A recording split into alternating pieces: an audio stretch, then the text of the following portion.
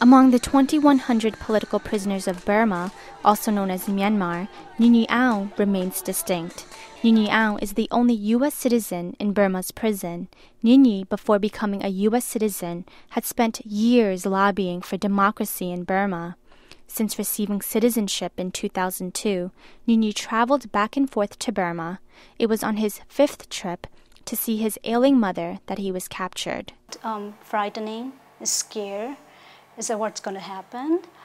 Nyi Nyi even kept the secret of going back to Burma from his fiancée, Wawa Cha. Wawa understands why he went, because she knows of his great love for his native country, and he went to visit his mother, who was imprisoned for her involvement in the 2007 Saffron Revolution. Nyi Nyi has always felt guilty for her imprisonment. Some people are hesitant about Nyi Nyi's case. Some people say Nyi Nyi knew of the dangers of going back to Burma, yet he hid it. He hid going back to Burma even to his own wife. I've read that somewhere.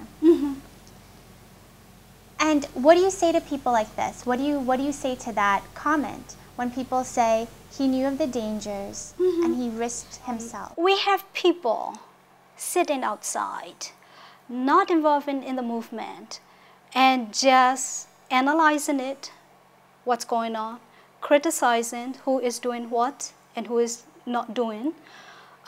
Instead of sitting outside or not doing anything, at least we got to do something, right? And he is a true believer that he is doing something to make a change. Wawa wrote an article in the Wall Street Journal talking about her disappointment in the U.S. government for not doing enough to help a U.S. citizen. Nyi Nyi Aung is a refugee from Burma, and according to U.S. law, when one seeks asylum in the U.S., the United States cannot take responsibility when the refugee actively seeks to go back to his native land. A refugee is defined as a person who is in fear of persecution and who fear returning back to his native land. The United States, it's a democratic country. U.S. cherish for the freedom, peace, and democracy. And United States, should not be neglecting the human rights violation. He is the American citizen. He is one and only American citizens who are wrongfully, illegally imprisoned. Around the world, people are watching and listening about Nyi Nyi's imprisonment. Human Rights Watch and Amnesty International are particularly interested in Nyi Nyi's case and distributing statements and making announcements of his treatment in prison. In prison, Nyi Nyi has been tortured and deprived of food, water, and sleep. He is denied access to see U.S. consulars or a doctor. His health is a serious problem. The House of Representatives sent a letter to Burma's General Than Shwe urging Nyi Nyi's release. U.S. Congressman Chris Van Hollen of Maryland says Nyi Nyi's treatment in prison has violated international laws.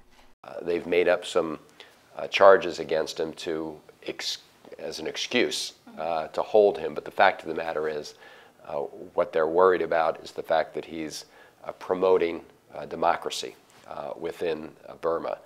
So, number one, we have an absolute interest in making sure that our citizens are not illegally held. And number two, we have a larger interest, I think, in Burma in promoting greater democracy. Wawa says that she is confident in the strong support system she has behind her. Beth Schwenke is one of the lawyers for Nyi Nyi Aung's case. I think the incentive for the junta to release Nyi Nyi is that the United States would look very favorably on it. Obviously, Nyi Nyi's been imprisoned on sham charges, and for a government that claims to wish to engage with the United States, this is an untenable course going forward. This is not the first time in which the U.S. has called for the release of a U.S. citizen tried in Burma.